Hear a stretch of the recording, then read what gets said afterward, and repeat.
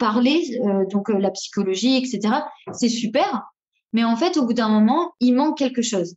Il manque de l'intégration dans le corps, en fait. Et c'est pour ça qu'il y a plein de gens qui, au bout de des fois quelques mois, quelques années, en fait, ils se disent, bah, c'est bizarre, maintenant je tourne en rond, c'est bien de parler, mais en fait, j'ai l'impression que j'avance plus. Eh ben oui, parce qu'il manque la deuxième partie qui est l'intégration dans le corps, tout simplement, en fait. Et c'est pour ça que la vision du TRE, nous, on dit qu'on est un bon complément à une thérapie, en fait, psychologique ou psychiatrique, etc.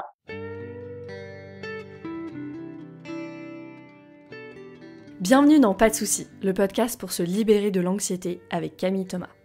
Je suis Camille et avant d'être coach de santé, j'ai été une grande anxieuse. Je me suis libérée de l'anxiété le jour où j'ai compris que ce n'était pas dans ma tête. Pas de soucis, c'est le podcast pour celles et ceux qui sont fatigués par tout ce qu'ils ont essayé et qui savent qu'ils ont le pouvoir de guérir de l'anxiété naturellement. Alors si tu veux vivre sans anxiété et que tu as l'intuition qu'on ne t'a pas tout dit, ce podcast est pour toi. Je te retrouve tous les lundis pour explorer les pistes qui te permettront d'accéder au calme à l'intérieur de toi. Dans cet épisode de Pas de soucis, je reçois Safia Arnouz. Safia se définit comme une apicultrice, une cultivatrice du bonheur. Elle aide les personnes qu'elle accompagne à se reconnecter à la joie et au lâcher-prise en créant la sécurité à l'intérieur d'elle. Et elle fait ça grâce à plusieurs pratiques et notamment le TRE, une méthode de libération des tensions et du trauma absolument exceptionnelle dont on va parler dans cet épisode. Si tu écoutes le podcast depuis un certain temps, tu vas sûrement faire beaucoup de liens avec les épisodes précédents, donc c'est génial. Et si tu es nouvelle ou nouveau ici, bienvenue déjà, et tu vas vraiment découvrir des notions dans cet épisode qui ont le pouvoir de te changer la vie. Let's do this! Bienvenue dans le podcast, Safia, je suis hyper ravie que tu sois avec moi aujourd'hui. Merci d'avoir accepté mon invitation. Merci de m'avoir invitée. J'adore quand tu sais Instagram ça donne lieu à des choses dans la vraie vie et puis après ça donne lieu à encore plus de collaborations. Donc on s'est vu il y a quelques semaines autour d'un café à Lille, un café terrible d'ailleurs, je tiens à le dire, vous savez que je suis snob du café, donc Safia elle était aux premières loges pour voir que je déteste le café en France. Elle m'a entendu râler. Bon, on n'est pas là pour parler de café. Safia, est-ce que tu peux nous dire qui tu es, nous raconter un petit peu, voilà, peut-être comment t'en es venue au TRE aussi. Est-ce que toi, personnellement, ça a changé ta vie? Voilà, dis-nous un petit peu. Alors déjà, oui, je suis complètement d'accord avec toi pour les rencontres Instagram un peu par hasard et qui donnent lieu à des bonnes collaborations. Je trouve ça vraiment aussi super chouette. Alors, donc, moi, je suis Safia Arnouz. Donc, je suis praticienne mieux-être apicultrice. Et donc, je suis spécialisée en reconnexion à la joie, lâcher prise et sécurité intérieure. Et donc, je suis effectivement certifiée dans plusieurs méthodes. La méthode TRE, donc méthode de libération des tensions et des traumas du corps, mais aussi soins énergétiques Reiki, yoga du rire et réflexologie palmaire. Donc, la méthode TRE, donc de libération des tensions et des traumas, c'est quelque chose que j'ai découvert complètement par hasard en 2017, donc il y a 5 ans, quand je vivais en Thaïlande. Donc, j'ai vécu en Thaïlande pendant 8 ans. Et donc, à ce moment-là, j'habitais à Chiang Mai. J'avais entendu parler du TRE. Ça avait l'air super intéressant, mais voilà, je n'avais pas encore eu l'occasion d'essayer. Et puis, l'atelier revenait quand même assez souvent dans mon feed Facebook et tout ça. Et puis, un jour, comme je rencontrais pas mal de gens et tout, pendant ma formation de yoga du rire, j'ai rencontré une nana qui me dit, avec qui on s'entend super bien, puis elle me dit, tiens, dimanche, je vois un atelier qui a l'air trop bien et tout, tu devrais venir avec moi. Et c'était le TRE. Et donc, du coup, je me suis dit, tiens, c'est l'occasion, ça fait longtemps que je veux essayer. Et j'y suis allée et je suis plus jamais repartie. Donc, c'était un atelier collectif qui avait lieu tous les dimanches matins. Et en fait, ça a été tellement une révélation, cet atelier, que j'y suis revenue tous les dimanches matins. Et Dieu sait que c'est quand même difficile de se motiver le dimanche matin pour sortir de chez soi. Donc, comme quoi, il y avait vraiment quelque chose. Et j'arrivais pas encore à mettre les mots dessus, en fait, sur ce que c'était vraiment lors de la première séance, ni la deuxième d'ailleurs. Mais je sentais qu'il y avait quelque chose qui me faisait extrêmement du bien. Et je me rappelle ce que la praticienne qui est devenue ma formatrice a dit le premier cours et qui m'a beaucoup parlé. En fait, elle a parlé du muscle psoas, donc qui est le muscle le plus profond et le plus grand du corps, et qui est aussi surnommé le muscle de l'âme ou muscle poubelle. Ça, c'est un peu moins sympa. Et en fait, elle a parlé des problèmes corporels qu'on pouvait avoir, qui étaient donc des signes d'un psoas qui était complètement bloqué, tendu, etc. Et en fait, tous les signes qu'elle a donnés, je les avais. Et c'est là que je me suis dit, oh purée. Alors déjà, j'ai jamais entendu parler de ce muscle. Qu'est-ce que c'est que ce truc? Et en plus, tous les signes qu'elle partage, en fait, moi, j'ai pratiquement tous les problèmes partagés, quoi. Alors, c'était quoi justement ces symptômes? Tu peux nous dire un peu? Alors, elle a parlé donc de problèmes du bas du dos. Elle a parlé d'une nerf sciatique qui pouvait se coincer hyper facilement. Et moi, j'avais une sciatique qui revenait très, très régulièrement depuis plusieurs années. Elle a parlé de problèmes au niveau de la vessie, infection urinaire, etc. Donc moi, il faut savoir que je suis sujette à ça. Voilà, j'étais sujette à ça hyper facilement. Elle a parlé de flexeur de hanche qui était très peu flexible, et voilà, j'avais aussi ce truc-là. Elle a parlé de problèmes intestinaux, et il faut savoir que j'ai des problèmes intestinaux depuis que je suis toute petite. Enfin, en fait, tout ce qu'elle disait, j'étais là, mais ok, enfin, peut-être qu'effectivement, il y a un truc à faire, quoi. Donc voilà, c'est comme ça qu'en fait, j'ai mis le pied dedans, et voilà. Ouais, c'est génial, c'est pratique qui vraiment nous change la vie, hein. Parfois, il suffit de une séance, Ouais. une séance de breathwork, une séance de TRE, et effectivement, c'est ce que tu dis, on y vient et on repart jamais. Moi, ça a été un peu ça avec le breathwork, avec le Psyche, avec les méthodes que je peux pratiquer. Alors, TRE, pour les personnes qui nous écoutent et qui connaissent pas, Trauma Release Exercises, c'est ça? Ouais, en fait, c'est Tension Trauma Releasing Exercises. Ok, tu peux nous dire juste rapidement quelques mots sur l'histoire du TRE, c'est qui le fondateur, ça vient d'où? Je trouve que c'est intéressant toujours d'avoir un peu de contexte. Ouais, carrément. En fait, la méthode TRE a été créée par un Américain qui s'appelle David Berceli, qui était donc qui est toujours d'ailleurs, mais à ce moment-là, il travaillait en fait sur le terrain. Donc, il était travailleur social et il travaillait sur le terrain, sur des zones de guerre. Donc, il a travaillé en Palestine, en Israël, il a travaillé en Afrique sur différents pays. Donc voilà, il était aux premières loges en fait. Et donc il a dû, je pense que le TRE, il a environ, c'est assez flou la date, mais je pense que ça a à peu près 30 ans, 35 ans, quelque chose comme ça. Donc j'imagine que c'est dans les années 80-90. Et en fait, David Berceli, donc qui était aux premières loges des traumas, puisqu'il était lui-même dans des zones de guerre, donc lui-même et ses collègues qui étaient eux-mêmes traumatisés, et bien sûr les populations locales, évidemment, et donc à différentes échelles. Et donc, il a pu observer pendant qu'il y a eu des bombes en fait qui ont explosé sur l'endroit où ils étaient. En fait, eux, ils se réfugiaient dans des abris anti-bombes. Et tous les adultes prenaient les enfants sur leurs genoux pour les protéger.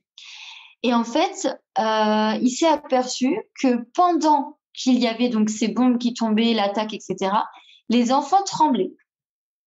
Mais les adultes ne tremblaient pas. Et il a aussi remarqué chez lui-même qu'en fait, il avait cette espèce d'envie de trembler, que son corps avait envie de trembler, mais qu'il ne le laissait pas faire. Parce qu'il n'avait pas envie de perdre le contrôle, il n'avait pas envie que les enfants se sentent en insécurité, etc. Parce qu'ils avaient cette responsabilité de tous ces enfants. Et ce qu'il a remarqué aussi, c'est que quand tout allait bien, quand tout allait mieux, en fait, et que c'était calme à nouveau et qu'ils pouvaient sortir de leur abri, les enfants qui avaient tremblé, eh bien, voilà, ils jouaient comme si de rien n'était, voilà. Mais les adultes qui, eux, n'avaient pas tremblé, eh ben, ils étaient encore en fait en phase de choc, avec les pupilles dilatées, et ils étaient vraiment crispés et figés. Et là, il s'est dit, il y a un truc. Donc, c'est là qu'il s'est vraiment intéressé à ce mécanisme de tremblement, qui en fait est un mécanisme qui est commun à tous les mammifères. Donc, l'être humain est un mammifère. Donc, c'est là qu'il a fait toutes ses recherches. qu'il a découvert aussi Peter Levine, qui a écrit plusieurs livres. Il y a plusieurs personnes avec qui il a commencé à collaborer et avec qui, en fait, il y avait des informations qui se recoupaient. Et en fait, quand il a vu qu'il y avait ce mécanisme qui permettait en fait de libérer naturellement les tensions du corps qu'on a tous en tant que mammifères, en fait, il s'est dit, il faut qu'on puisse l'utiliser, quoi. Ce qui est intéressant aussi, c'est qu'il a vu un autre mécanisme instinctif chez tous les mammifères et les êtres humains, c'est le mécanisme de position fétale. Quand on est en danger, mais vraiment un fort danger, donc par exemple comme une bombe ou quelque chose comme ça, eh bien, en fait, le corps, en moins d'une seconde, c'est-à-dire que c'est pas notre cerveau pensant qui le fait, mais c'est notre cerveau reptilien, donc qui est responsable de tous les comportements innés et instinctifs, eh bien, il se met en position fétale pour pouvoir protéger tous les organes vitaux de notre corps pour pouvoir survivre, en fait, tout simplement. Et donc, ce mécanisme qui nous met en position fétale, en fait, il est la racine et le psoas. C'est le psoas, en fait, ça part du psoas, ce mouvement de position fétale. Et quand il a vu cette position, il s'est dit, il y a forcément un autre mécanisme qui permet de nous ouvrir et donc de nous défiger. Et ce mécanisme, c'est le tremblement qu'il a pu observer chez les enfants dans les abris. Et donc, du coup, il a fait le lien.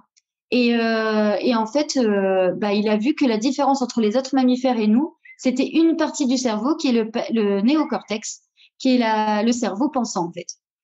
Et c'est cette partie du cerveau qui rentre un petit peu en scène, quoi, et qui va faire l'intermédiaire, en fait, entre le comportement instinctif et le corps, quoi. Et qui va dire, oh là, non, mais moi, je suis pas d'accord, j'ai pas envie de trembler, les gens, qu'est-ce qu'ils vont penser, faut pas que les enfants aient peur, faut que j'ai l'air fort, enfin, bref, toutes les pensées qu'on peut avoir en tant qu'être humain.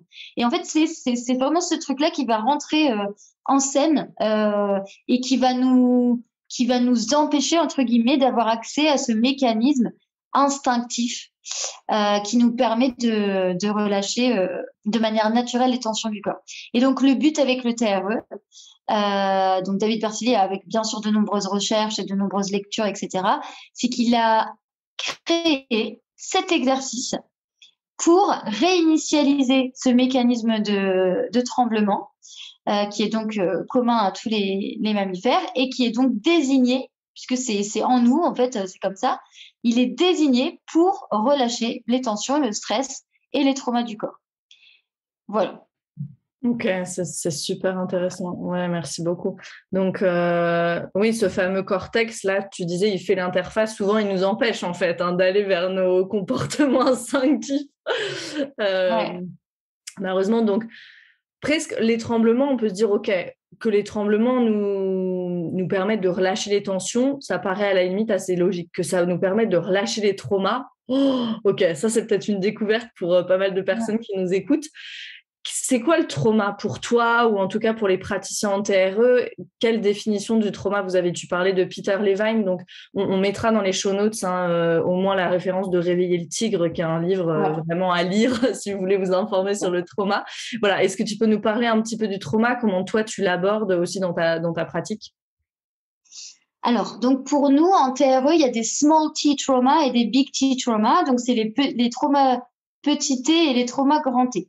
Donc, en gros, les traumas petit t, ça va être du stress, des tensions accumulées, ce genre de choses.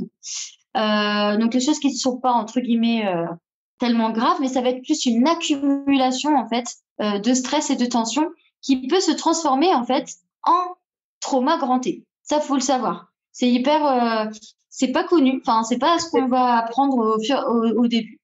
Mais oui, en fait, un trauma, c'est pas forcément avoir vécu une guerre ou un truc horrible. Ça peut être du stress à répétition, tellement à répétition que ça va être quotidien, etc., que ça va se transformer en réel trauma sur le corps. Big T trauma, donc là, ça va être les catastrophes naturelles, les attaques, les guerres, les viols, etc., les violences, etc. Donc voilà la différence qu'on fait entre le trauma petit t et le trauma grand T. pour nous, chaque trauma est important, c'est-à-dire qu'on a besoin de l'adresser, peu importe sa source, en fait. Parce que, en fait, c'est plutôt la façon dont on va, entre guillemets, gérer, parce que j'aime pas ce mot-là, gérer le trauma qui va être important. Parce qu'il y a des personnes qui vont vivre des choses vraiment horribles, mais qui vont arriver d'une manière ou d'une autre à vraiment gérer très bien ça. Et d'autres personnes qui vont juste, entre guillemets bien sûr, vivre du stress, mais qui va se transformer en espèce de choses insurmontables chez eux. Voilà pour nous ce que c'est le trauma. Donc c'est quelque chose qui se cristallise dans le corps. Merci beaucoup. Ouais, c'est une définition qui est simple et qui est très puissante, je trouve. Donc, on a compris finalement, le TRE, ça consiste à trembler. Ok. Comment ça se déroule une séance concrètement? Du coup, je viens et je tremble pendant 1 heure. Ok. Comment ça se déroule? Dis-nous tout. Ok. Alors, en fait, il faut savoir déjà que l'ancrage fait partie intégrante du TRE. C'est-à-dire qu'au tout début, quand il a été créé, pas du tout, hein, très clairement, David Berceli a découvert ça, il a fait waouh, ok, je vais pouvoir sauver tout le monde, ça va être génial. Et franchement, c'est quelqu'un qui est tellement passionné, enfin, encore maintenant, hein, c'est incroyable. Il est vraiment génial et c'est ça qui est super, c'est que comme c'est une technique jeune, elle a beaucoup évolué en fait, parce que selon ce qu'il pouvait observer, ce qu'il a appris sur le terrain et tout, bah en fait, il a fait évoluer sa technique et c'est ça la puissance en fait de la technique. Donc maintenant, en fait, l'ancrage fait partie intégrante du TRE. Qu'est-ce que c'est l'ancrage? Définition TRE, parce que je sais qu'il y a plein de définitions. Définition TRE de l'ancrage, c'est être présent dans l'ici et le maintenant, donc dans l'instant présent, dans le moment présent, et dans son corps. C'est ça pour nous l'ancrage. Et donc vraiment lâcher le mental, lâcher la tête et être là dans son corps, dans ses ressentis. J'insiste vraiment dans les ressentis. C'est quelque chose qui peut être des fois comme du chine ou comme si on parlait chinois, parce que si on n'a pas l'habitude d'écouter ses ressentis, on ne sait pas ce que c'est en fait. On va dire je pense que, nanana. Mais les ressentis, c'est vraiment ce qui se passe dans le corps. Donc ça, pour nous, c'est l'ancrage. Et donc du coup, une séance de TRE, ça va être d'abord, en tout cas comment moi, vu que c'est une méthode purement corporelle, où on se base sur le corps, où on ne demande pas à la personne son histoire. C'est-à-dire que normalement, c'est comme ça qu'on doit faire. On n'est pas censé connaître l'histoire de la personne, sauf si la personne nous souhaite nous en parler, évidemment, on ne va pas l'en empêcher, mais en fait, ça ne doit pas rentrer forcément en ligne de compte dans la pratique TRE. On est vraiment sur du corporel. Et en fait, le but, c'est de relâcher, peu importe ce que c'est, si c'est hyper grave, pas grave, lointain, proche. Mais en fait, le but, c'est de relâcher. Pas forcément de savoir ce que c'est, mais de savoir que c'est plus là. Parce qu'en fait, les méthodes de parler, donc la psychologie, etc., c'est super. Mais en fait, au bout d'un moment, il manque quelque chose. Il manque de l'intégration dans le corps. En fait. Et c'est pour ça qu'il y a plein de gens qui, au bout de des fois quelques mois, quelques années, en fait, ils se disent, bah, c'est bizarre, maintenant je tourne en rond, c'est bien de parler, mais en fait, j'ai l'impression que j'avance plus. Eh ben oui, parce qu'il manque la deuxième partie qui est l'intégration dans le corps, tout simplement en fait. Et c'est pour ça que la vision du TRE, nous on dit qu'on est un bon complément à une thérapie en fait psychologique ou psychiatrique, etc. Parce que justement, d'un côté il va avoir la parole avec un psy, un spécialiste, et de l'autre, il va avoir le corps avec un praticien certifié TRE. Et là, en fait, on va pouvoir travailler ensemble. Parce que nous, je précise, on est certifié en méthode TRE, mais on n'est pas psychologue ou psychiatre, etc. Et quand on gère des personnes qui ont des traumas, c'est important, quand il y a vraiment des choses très, très graves, c'est vraiment très important que la personne elle soit suivie en fait, de son côté par rapport à sa problématique. En fait. Et que nous, on aide à l'intégration dans le corps. Donc ça, c'est le début. Donc bien sûr, au début, on va toujours interroger pourquoi la personne elle est là, qu'est-ce qui l'amène ici, quels sont ses motifs en fait, qu'est-ce qui l'a intéressé par la méthode TRE. Il y a un questionnaire pratique où c'est un questionnaire de santé en fait. Voilà, on va poser des questions parce qu'il y a des contre-indications, il y a des restrictions. Et il y a des choses qu'on a besoin de connaître, comme par exemple, les problèmes de tension, les problèmes psychologiques ou psychiatriques, s'il y a eu une chirurgie récente, des choses comme ça. Voilà. Donc, on a besoin de vérifier tout ça. Et puis, une fois que c'est fait, du coup, on va parler avec la personne, savoir où elle en est. Après, on va faire les sets. Après, on va faire de l'ancrage. Donc, on commence toujours par l'ancrage pour savoir où en est la personne. Donc, il faut savoir on est basé sur la théorie polyvagale, donc de Porges, dont tu parles beaucoup aussi, et donc sur le nerf vague, d'accord? Et cette théorie polyvagale, qui est la base de nombreuses techniques, hein, en fait, ça va nous aider, ça va être notre fil conducteur avec la personne pour l'accompagner à s'auto-réguler. C'est-à-dire que le praticien TRE, il est là pour co-réguler avec la personne et l'amener vers une autonomie pour que cette personne puisse s'auto-réguler par lui-même ou elle-même. Et donc forcément, l'ancrage, il est là, en fait, en fil rouge aussi, pour que la personne, en fait, elle arrive à s'auto-réguler. Et on utilise la courbe de la théorie polyvagale pour que la personne, elle arrive à se situer, en tout cas dans le moment présent, où elle en est, etc. Donc, grâce à l'ancrage, elle arrive à savoir où elle en est. Bien sûr, le praticien co-régule. Et en fait, il faut savoir qu'on ne peut pas faire du TRE avec une personne qui est très haut dans son système nerveux, qui est très, très activé. En fait, on a besoin que la personne elle redescende un minimum jusqu'à un point, on va dire, acceptable. Donc, un point, si vous connaissez la courbe de théorie polyvagale, un point où on peut agir, en fait, où on est réceptif, où on est dans le système nerveux sympathique, en fait. Donc, on a besoin de ramener la personne là. Et ensuite, on va pouvoir faire le TRE. Et en fait, pendant toute la séance, on va réguler comme ça. Donc voilà. Je voulais dire parasympathique, je crois. Parasympathique, oui. Voilà, pour ceux qui nous écoutent. Yes. Ouais, mais c'est super intéressant. J'adore, et après je te laisse continuer à dérouler, mais j'adore cette idée de ne même pas avoir besoin de savoir ce que la personne a vécu, en fait. Ça, c'est tellement puissant. Et il y a beaucoup dans ce que tu racontes, je fais plein de liens avec le breathwork. En fait, c'est exactement ça. Va être libéré ce qui a besoin d'être libéré à cet instant-là, en fait. Et ça, je trouve que ces techniques, elles sont tellement belles, en fait, pour ça, de juste faire confiance au corps et c'est lui qui va libérer. Et pour une fois dans notre vie, c'est pas le cerveau qui interfère, quoi. Exactement, ouais. Donc, on est toujours dans la régulation. En fait, c'est une régulation constante. Donc, on va commencer par l'ancrage. On va faire les 7 exercices. Pendant les exercices, pareil, en fait, la régulation, elle a tout le temps lieu. D'accord C'est-à-dire que même pendant l'exercice, on peut refaire de l'ancrage s'il faut. On peut faire des pauses, etc. Ensuite, après les exercices, on arrive donc à la position finale de tremblement de TRE. Et donc là, on va faire la séance TRE. Il faut savoir que le TRE en lui-même, c'est-à-dire les tremblements, ne doivent pas durer plus de 15 minutes. D'accord? Donc, bien sûr, il va y avoir des stops, il va y avoir de l'ancrage, il va y avoir des questions qui vont se poser. C'est-à-dire que quand le praticien pose des questions, c'est pas pour rester dans la tête, etc., et pour analyser. Non, c'est justement pour aider la personne à revenir au corps. Qu'est-ce qu'elle ressent? Pourquoi est-ce qu'elle a ressenti le besoin de s'arrêter? Est-ce que c'est confortable pour la personne? Est-ce que justement, elle n'a pas envie de prendre une pause, etc. En fait, par exemple, nous, des fois, on remarque des signes que la personne elle-même ne remarque pas. Par exemple, on va remarquer que la poitrine, elle va se soulever très, très fort. Et quand on va lui demander, alors, comment c'est la respiration pour vous?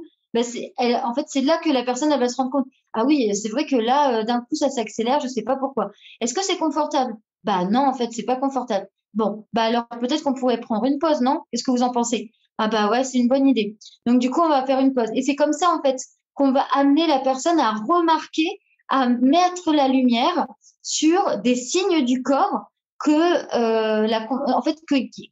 lesquels en fait la conscience n'est pas encore. Donc en fait, on va d'abord accompagner la personne dans cette prise de conscience, et une fois que les prises de conscience elles sont faites, après la personne elle devient de plus en plus autonome pour s'autoréguler en fait. Donc c'est ça qu'on fait jusqu'au bout, et ensuite à la fin des tremblements, il y a une période d'intégration qui est très importante. On se rend compte de plus en plus de l'importance de l'intégration d'ailleurs. Donc, on peut prendre 5 minutes jusqu'à 10-15 minutes selon le temps qu'on a. Et c'est une période où la personne, elle va juste être allongée, donc sur le dos ou sur le côté, et elle va juste intégrer. C'est-à-dire, yeux fermés, ok, mais pas dans l'endormissement, pas dans l'analyse de ce qui s'est passé, juste être en fait. Et accepter qu'elle n'est plus la même personne qu'au début parce qu'en fait, elle a évacué des choses, peu importe quoi. Et ensuite, après ça, eh bien, voilà, je vais demander à la personne de se rasseoir. Et puis là, on va discuter de savoir comment elle se sent. Et par rapport au ressenti du moment, eh bien, on va refaire de l'ancrage également et voir en fait s'il y a une différence encore au niveau de cet ancrage-là, au niveau de cette présence au corps. Voilà. Et c'est comme ça que en fait, ça va se réguler vraiment. Donc, je répète, c'est en gros, petite discussion. On voit la petite courbe de la théorie polyvagale, ancrage, exercice, tremblement, intégration, ancrage, discussion. Voilà. Ouais, magnifique. C'est très rigolo parce que le déroulé, il est vraiment à peu près le même qu'en breathwork. Nous, on insiste aussi beaucoup sur ces 15 minutes, même surtout en rebirthing, 15 minutes de relaxation à la fin. Et c'est incroyable de voir tout ce qui se passe dans la relaxation, en fait. Parfois, c'est à ce moment-là, en fait, que les émotions sortent et tout. Donc, ouais, c'est super important, l'intégration. J'ai une question provoque pour toi. Les 7 exercices de TRE, si je veux, je peux aller les voir sur YouTube. Ah bah oui. Tout est en ligne pour accès sur YouTube. Ouais, dis-nous, c'est quoi la différence d'aller le faire avec un praticien et pourquoi c'est important que les personnes, elles aillent pratiquer avec une personne comme toi? Ouais, c'est une très bonne question, ce que tu dis, et c'est très important. Parce qu'en fait, David Berceni, pour lui, c'est très, très important que ce soit accessible. Sauf qu'en fait, il y a forcément des personnes qui sont... en fait, on gère tous de manière différente notre stress et nos angoisses, notre anxiété, nos traumas. Et en fait, la limite de le faire tout seul et de le faire avec un praticien, c'est comme tout en fait. C'est un praticien, il va nous offrir un cadre où on va se sentir en sécurité, il va nous accompagner, il va être notre, comment on appelle ça, un peu notre, la personne à qui on va pouvoir pas rendre des comptes, mais qui va pouvoir un petit peu observer un peu comment ça se passe, cet œil extérieur dont on a besoin parfois. Et surtout, nous, le plus important, c'est qu'en fait, on accompagne les personnes à s'autoréguler. Et l'autorégulation, c'est vraiment pas donné. Ça veut pas dire qu'on n'est pas doué ou qu'on est doué. C'est juste dire qu'on connaît pas. Ma formatrice TRE, elle disait toujours quelque chose. Bon, elle est anglophone. Elle disait, you only know what you know. Vous ne connaissez que ce que vous connaissez. Si vous n'avez jamais fait ça, vous connaissez pas. C'est normal, en fait. Moi, avant de faire ça, je ne connaissais pas ce que c'était. C'était même pas envisageable dans ma tête, en fait. Je ne connaissais pas ce concept. Donc, forcément, quand on connaît pas, on ne sait pas, on ne fait pas. Donc, pour nous, on fait autrement, c'est tout. Donc, voilà. Donc, pour nous, c'est vraiment important d'accompagner à la co-régulation, d'accompagner, donc de co-réguler pour accompagner à l'autonomie et à l'autorégulation. Et en fait, c'est pour nous, la sécurité, c'est hyper important. Et je parle de sécurité intérieure, puisque c'est le TRE, quand il est bien fait, ça nous apporte une sécurité intérieure. Ça permet de reprendre les rênes de sa vie et de pouvoir vraiment être complètement, comment on pourrait dire, en fait, c'est impuissance, empouvoirment. C'est ça, c'est reprendre vraiment c'est ce truc-là chez soi. En fait, il faut savoir que si on fait le TRE d'une manière désancrée, donc si on n'est pas présent à nous-mêmes, en fait, c'est soit, dans le meilleur des cas, ça fait rien, dans le pire des cas, ça peut mener à la retraumatisation. Et ça, c'est quand même hyper important de le savoir. C'est-à-dire qu'il y a des règles, qu'on ne fait pas plus que 15 minutes de tremblement, pas plus qu'une fois tous les 2 jours, pas plus que 3 fois par semaine. Et encore, ça, c'est le max du max du max. D'accord? Et l'important, en fait, c'est vraiment la régulation. Je le répéterai jamais assez. Régulation, ralentir, ancrage, présence à soi, et voilà quoi. Et en fait, c'est pour ça qu'on insiste sur le fait de faire un suivi avec un praticien certifié. Je le répète parce que en fait, il y a des personnes qui vont pratiquer le TRE sans être certifiées, mais non, en fait, parce que la co-régulation, ça s'apprend pas comme ça. Et en fait, c'est quand même une formation. Enfin, moi, j'ai fait ma formation pendant 2 ans et demi en tout. J'ai pris mon temps, mais j'ai vraiment fait pendant 2 ans et demi parce que on est vraiment sur de la pratique et de la théorie, en fait. On va vraiment apprendre plein de choses au niveau du système nerveux et du trauma. Et en même temps, on va pratiquer moi, j'ai assisté ma formatrice pendant 1 an et demi pour me sentir vraiment prête et sentir que je pouvais en fait suivre des personnes individuelles ou en groupe. Et c'est ça qui va amener en fait à la régulation, quoi. Il y a une meilleure connaissance de son corps surtout et de ses ressentis. Ouais, je reviens juste sur voilà, tu utilises beaucoup ce terme de régulation, de co-régulation. Moi, il y a une explication que je trouve vraiment que Stephen Porges, donc le fondateur de la théorie polyvagale, donne sur cette co-régulation. Lui, il dit qu'il faut bien comprendre que pour les personnes qui nous écoutent, l'autorégulation, elle est basée sur la co-régulation. On co-régule d'abord avec la mère par le cordon ombilical dans le ventre de la maman. Ensuite, on passe à une co-régulation de peau à peau, de yeux à yeux, de regard à regard, avec la voix. Voilà, ce que tu disais, on est des mammifères en fait, donc on passe à toute cette corrégulation-là, et puis après à capter les signaux sur les visages d'autres personnes, etc. Et bien comprendre que cette corrégulation, c'est pas juste du soutien, c'est vraiment ce phénomène physiologique entre deux systèmes nerveux.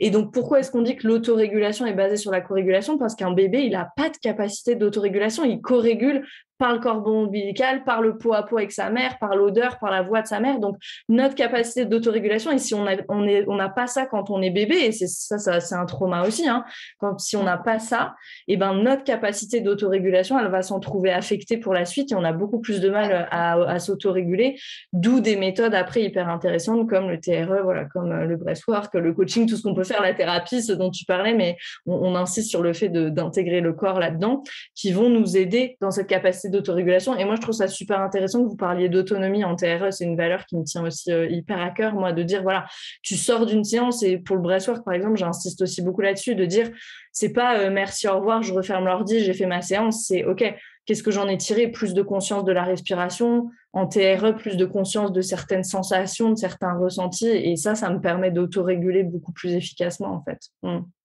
Exactement, ouais. Et aussi, en fait, c'est parce que les comment dire, les systèmes nerveux se répondent, en fait. Et ça, c'est hyper important. Des fois, on se rend pas compte, mais en même temps, on le sait. Parce que on sait très bien que, par exemple, on rentre dans une pièce, on arrive, on fait, c'est quoi cette ambiance pourrie? Alors qu'on a rencontré personne et tout. Mais on sent qu'il y a une tension. C'est des systèmes nerveux on sent les systèmes nerveux, comment ils sont, en fait. Et à l'opposé de ça, des fois, on va rentrer dans un endroit ou dans une pièce, etc., ou à une fête où on est invité, et là on va se dire waouh, l'ambiance elle est top et tout, c'est hyper détendu, je sais pas quoi. Bah ouais, en fait c'est exactement ça. Et ça on le fait mais tout le temps sans s'en rendre compte. Voilà.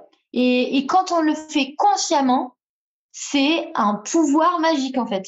C'est un pouvoir magique, mais vraiment. Parce que si par exemple, on est avec quelqu'un qui est hyper, je sais pas, qui est hyper énervé, etc., et que nous, on se rend compte de notre pouvoir de co-régulation par rapport à ça, alors ça veut dire qu'on n'est pas obligé mais si on en a envie à ce moment-là, en tout cas, eh ben, on peut le faire, en fait. On peut essayer effectivement de juste nous-mêmes, sans pas forcément parler avec la personne, mais nous-mêmes, en respirant, en nous ancrant et en régulant notre propre système nerveux, eh ben, ça peut avoir une incidence sur le système nerveux de la personne en face. Ouais, ça c'est très important parce que tu vois, moi j'accompagne beaucoup les personnes anxieuses qui me disent par exemple, moi mon compagnon quand il est anxieux, ça m'envoie complètement, enfin je vrille en fait. Je peux pas gérer l'anxiété de mon compagnon, moi ayant déjà cette tendance à aller en fight or flight, être anxieuse et tout, j'arrive pas du tout à gérer et ça m'envoie moi-même tout de suite dans l'anxiété. Donc c'est vraiment ce que tu dis, c'est un super pouvoir en fait. Et moi ça je l'ai vraiment vraiment vécu, c'était la même chose. Mon compagnon, il a tendance parfois à être un peu anxieux, et avant, c'était absolument terrible. Enfin, c'était on devenait tous les deux espèces de boules d'anxiété.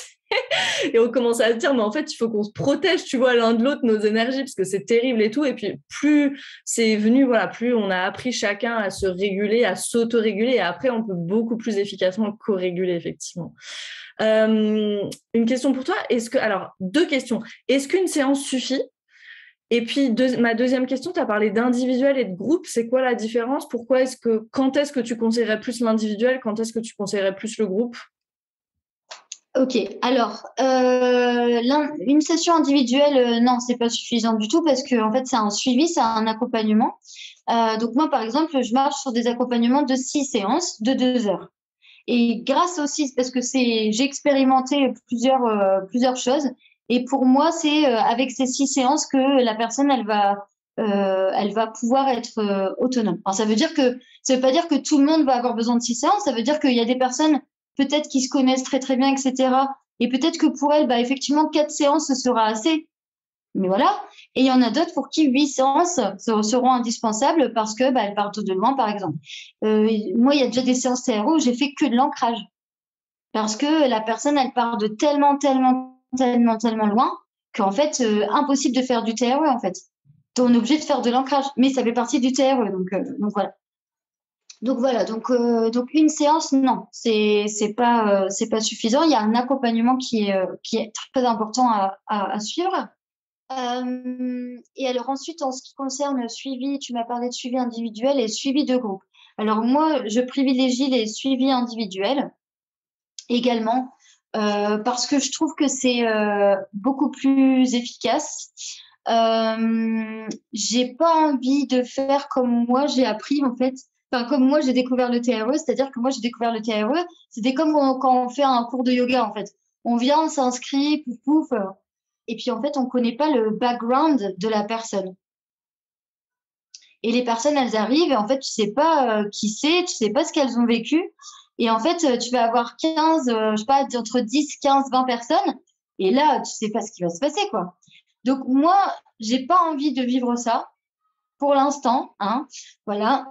Donc, pour moi, c'est hyper important de privilégier la sécurité, en fait, et que les personnes, elles se sentent vraiment bien. Donc, du coup, c'est pour ça que je privilégie l'individuel. Après, j'ai déjà eu des suivis de groupe, c'est-à-dire que les personnes commencent en même temps et finissent en même temps. C'est-à-dire que c'est un accompagnement par exemple, sur 6 séances, mais qu'en fait, ils sont ensemble pendant les 6 séances. Ça, c'est un vrai suivi et j'ai un nombre limite de personnes. C'est-à-dire que je peux pas suivre 20 personnes en même temps, je vais en suivre 5 ou 6 maximum. Donc ça, je l'ai déjà fait aussi. Donc voilà, ça dépend. Alors forcément, bah, c'est comme tout, hein. Quand on fait un suivi de groupe, si j'ai 4 personnes, je peux pas faire 4 sessions individuelles en une séance de groupe. C'est-à-dire que ça va être une séance de groupe pour les 4 personnes. Ce qui est intéressant, c'est que les systèmes nerveux vont se répondre. Donc ça, c'est toujours hyper intéressant parce qu'en général, on trouve toujours qu'il n'y a pas de hasard dans les groupes, en fait, que les personnes qui ont plutôt des systèmes nerveux qui se ressemblent se retrouvent au même endroit. Donc ça, c'est hyper intéressant. Toujours le truc des effets miroirs et tout, voilà. Après, moi, j'ai déjà eu des suivis qui étaient un peu bancals, hein. Enfin, voilà, moi, je sais que j'ai fait mon expérience de groupe en visio. La première, super. Le deuxième, c'était waouh. J'ai eu 4 personnes avec des systèmes nerveux hyper, hyper, hyper activés. Et en fait, c'était pas suffisant les séances que je leur ai données, quoi. C'était pas suffisant. Et je pense qu'il y a eu même s'ils s'en sont pas rendus compte, je pense qu'il y a eu un truc où il y a eu un manque de sécurité, en fait, intérieure. Et en fait, j'ai eu beaucoup de mal à tenir la sécurité, tenir l'ancrage, etc. Et c'est là que je me suis dit, purée, c'est pas top, quoi. Donc, j'ai arrêté les groupes à ce moment-là, en fait. Parce que je me suis dit, là, je préfère faire en individuel où je me sens à l'aise, où je sens que bah, je peux gérer, je peux être avec la personne à fond et que je peux l'accompagner et qu'elle se sente bien. Et à ce moment-là, je reverrai pour les groupes. Du coup, j'ai arrêté les groupes en visio. Je fais session individuelle en visio, machin, et puis j'ai fait un autre groupe en présentiel où ça s'est très très bien passé. Mais du coup, des fois, il y a des choses comme ça, on peut pas prédire, hein, c'est comme tout, il y a des suivis, des fois, bon, voilà, on peut rencontrer la personne à l'endroit où elle veut bien qu'on la rencontre aussi. Donc, Bien on peut sûr. pas faire le travail à la place de la personne. On est là toujours pour accompagner, donc. Bien sûr. Est-ce que tu partages des petites techniques d'ancrage entre les séances? Est-ce qu'il y a voilà, une ou deux techniques qui sont un peu tes favorites ou tes musts et tu dirais quelqu'un qui veut commencer ou peut-être commencer à se préparer peut-être à une éventuelle séance de TRE qui pourrait déjà commencer à faire des choses chez elle? Alors moi j'adore l'ancrage. J'ai vu dans tes vidéos que toi aussi. Et du coup j'en ai plein. Alors moi mon préféré personnellement, il est très simple. C'est que moi, j'ai plutôt tendance à être dans la dissociation et le brouillard mental. Donc, je sais que c'est ma tendance personnelle à moi. Et il y en a un qui me parle beaucoup. C'est en fait, on prend le plat de sa main et on va tapoter à l'arrière de la nuque, à l'arrière de la tête, jusqu'au sommet de la tête. Et après, on va revenir en arrière comme ça. Donc, juste, ça peut être juste l'arrière de la tête, mais on peut aller de la nuque jusqu'au sommet du crâne et revenir. Alors ça, c'est un truc incroyable. C'est-à-dire que moi, ma vue, elle devient plus claire instantanément. C'est un truc de fou. Alors ça me parle beaucoup. Ça, c'est mon exercice préféré. Après, j'en ai un autre tout bête, c'est que je vais me mettre debout et je vais me secouer dans tous les sens. Voilà, parce que pour vraiment relâcher un peu toutes les tensions, etc. accumulées. Et après, il y en a un que j'aime beaucoup aussi, qui est beaucoup plus doux. Parce que, en fait, pour moi, l'ancrage, il y a deux sortes. Ancrage dynamique et ancrage doux. Ancrage dynamique, quand on se sent justement endormi, dissocié, fatigué, etc., ben, on va plutôt faire de l'ancrage dynamique. Donc, type tapotement, secouage, voilà. Et après, l'autre type, c'est l'ancrage doux, plutôt quand on se sent plutôt énervé, frustré, en colère, des émotions très fortes où on a envie d'exploser. Là, on va plutôt aller vers de l'ancrage doux qui va être de l'automassage, des caresses, des choses comme ça. Et du coup, celui doux que j'aime beaucoup, en fait, on va prendre pareil le plat de notre main, mais cette fois, on va le passer d'un côté à l'autre de notre front et de manière très, très, très, très lente. Et ensuite, on continue sur la joue. Et ensuite, on va faire pareil, mais dans l'autre sens, avec l'autre main. Et en fait, on va vraiment se concentrer sur la chaleur de la paume de main sur le front. Et moi, ça me fait penser un peu à la main d'une maman qui est posée sur le visage d'un enfant qui a la fièvre ou qui est malade. Et ça, c'est vraiment un truc super ancrant, je trouve, et qui permet de se relâcher. Puis après, bien sûr, bah, la respiration, le soupir intentionnel, pour moi, c'est un truc hyper simple et hyper fort, quoi. Donc, on inspire par le nez et puis on expire très fort par la bouche comme un soupir. Ah, avec du bruit, très important pour le nerf vagal. Voilà. Yes. Ouais, celui-là, il est magnifique. C'est un soupir thérapeutique presque. Ouais, il est magnifique. Si vous m'avez déjà écouté ici sur le podcast, quand tu parles d'énerver, en fait, c'est l'hyperactivation. Donc, aller chercher plutôt de l'ancrage doux dans ces cas-là. Et quand vous êtes plutôt dissocié, c'est ça, comme s'il n'y avait plus assez d'énergie dans le système, cette hypoactivation, tu conseilles un ancrage plus dynamique. OK. Merci pour ça. Safia, tu pratiques aussi le yoga du rire. Moi, c'est une pratique que je connais moins, ça. Et c'est rigolo parce que quand on est anxieux, c'est peut-être un peu la dernière chose qu'on a envie de faire. Moi, je sais que personnellement, j'ai été déconnectée de mon rire pendant des années, mais vraiment, ça veut dire que je pense pendant 3 ans de ma vie, voire plus, entre mes 18 et mes 22-23 ans, je n'arrivais plus à rire. J'arrivais à sourire, mais physiologiquement, je n'arrivais plus à rire. Et ça, c'était le signe, je pense, d'un système nerveux vraiment en mauvais état. J'arrivais plus à rire, donc ça m'interpelle, ce yoga du rire. Tu peux nous en dire un peu plus? Voilà. À qui peut-être tu conseilles ça? À tout le monde, j'imagine. Dis-nous un peu plus sur le yoga du rire et peut-être comment tu l'intègres avec le TRE ou pas du tout. Ouais, alors le yoga du rire, pour moi, c'est un outil hyper puissant. Pareil, j'ai découvert ça la même année, en 2017, et je me suis formée comme animatrice et après comme professeure de yoga du rire. Et en fait, comme tu dis, effectivement, quand on est très anxieux et angoissé, ça peut être source encore plus d'anxiété parce que bah, le rire, des fois, ça peut être assimilé à de la moquerie, ça peut être assimilé à une mauvaise image de soi, avoir peur d'être exposé, avoir peur que les gens nous jugent, etc.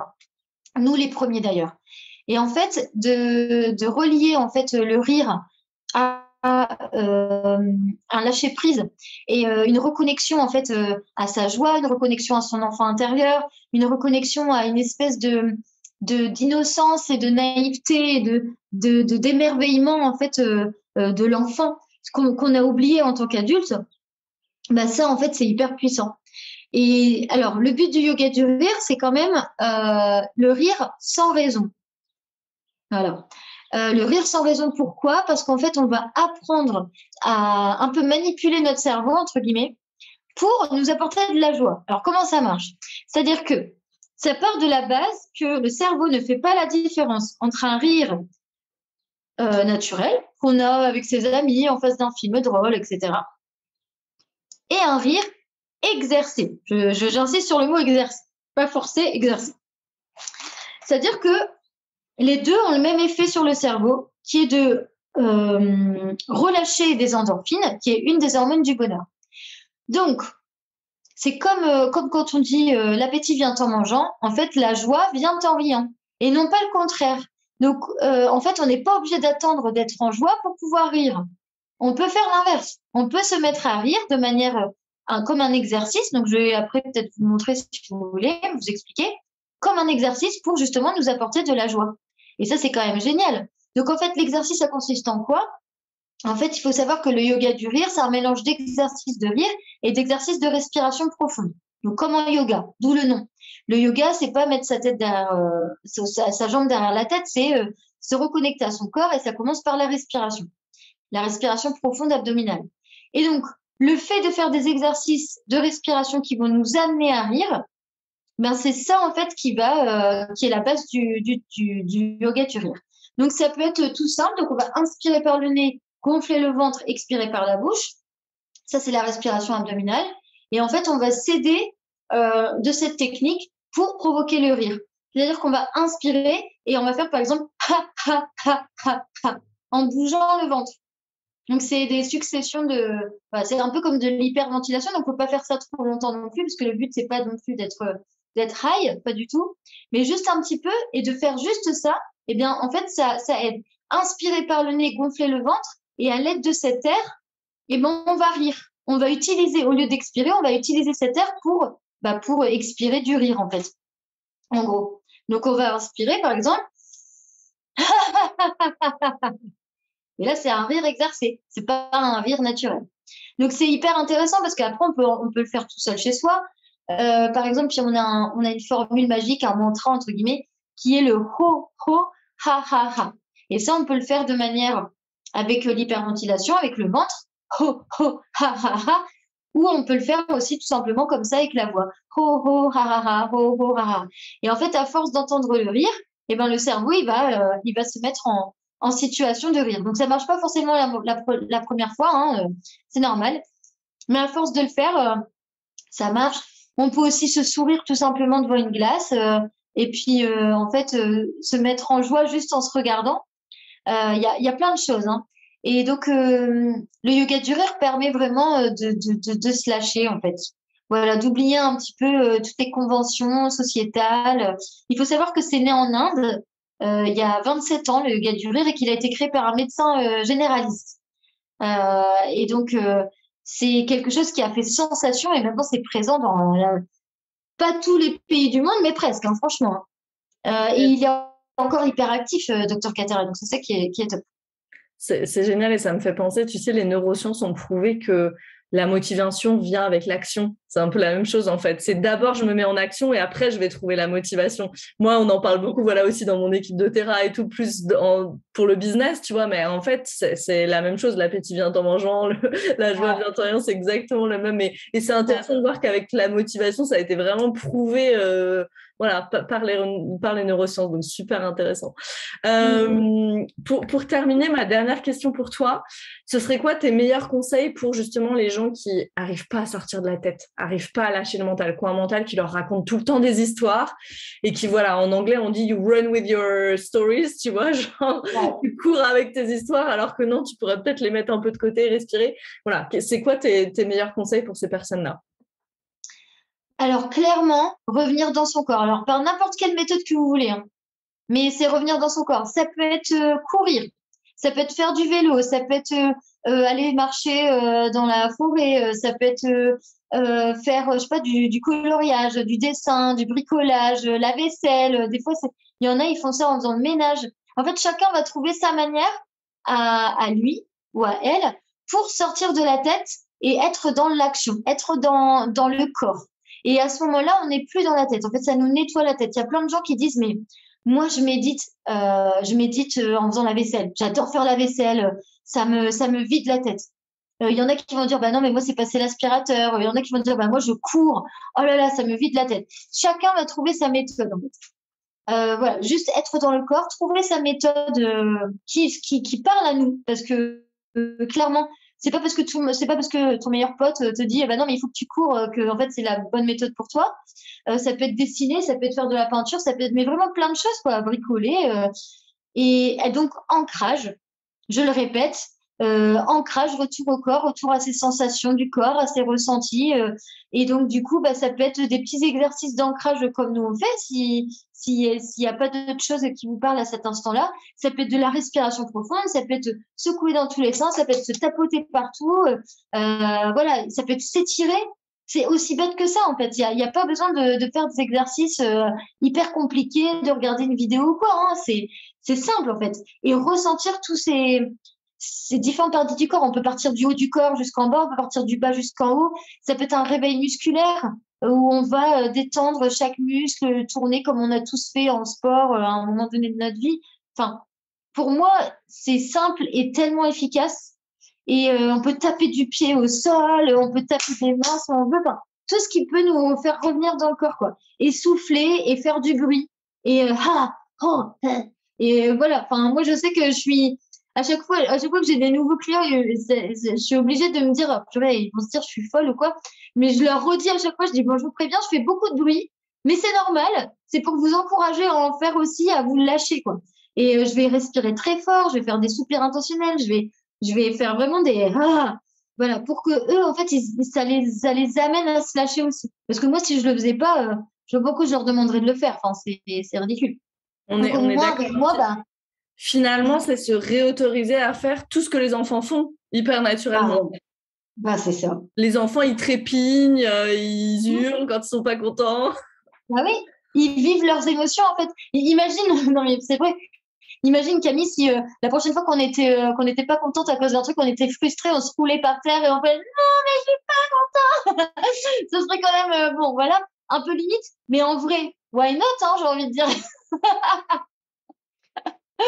Au moins tu vis ton émotion, tu la gardes pas à l'intérieur de toi pendant des jours, des semaines, voire des années, parce que je sais pas. Et des fois des fois c'est ça, c'est-à-dire que dans les traumas ou tensions qu'on a dans le corps qui sont coincés, des fois, c'est des trucs aussi bêtes que je suis tombée de mon vélo à l'âge de 5 ans, ma mère, elle m'a pas entendue.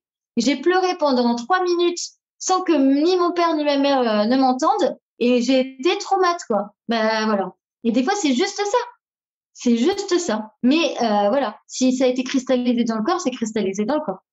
Exactement. Et c'est juste ça qu'il faut quand même venir libérer. Donc, du coup, retournons à nos sensations pour sentir. Si on est en hyper, on va vers des choses calmes, type caresse, étirement doux et tout ça, ce dont tu parlais. Et puis si on est en hypo, on va plutôt chercher des choses dynamiques, du tapotement, du shaking, etc.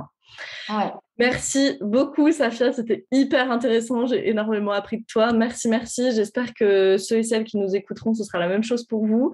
Où est-ce qu'on peut te retrouver ? Bah, merci à toi, Camille. Alors, où est-ce qu'on peut me retrouver? Bah, je suis sur tous les réseaux, Instagram, Facebook, LinkedIn avec le même nom. Donc, Safia Arnous, The Happy Lab. Voilà. Et sinon, bah, je suis sur Google. Hein, sur Google, vous tapez Safia Arnous, The Happy Lab, vous allez me trouver. Donc, je suis effectivement physiquement en métropole lilloise. Mais je suis aussi en visio. Voilà, j'ai plusieurs clients en visio. Donc voilà, on me retrouve aussi dans toute la France et même plus loin. Et comme je suis bilingue, j'ai aussi des fois des clients qui sont pas français. Voilà. Comment ça s'appelle les petits beignets là qu'on mange à Lille? J'ai déjà oublié les croustillons. Ah, les croustillons. Donc soit on vient de voir à Lille et on peut manger des croustillons, soit on te voit en visio du coup. J'ai bien compris. Exactement, c'est ça. Merci infiniment Safia. Merci à toutes et à tous qui nous écoutaient et on se retrouve très vite pour un nouvel épisode.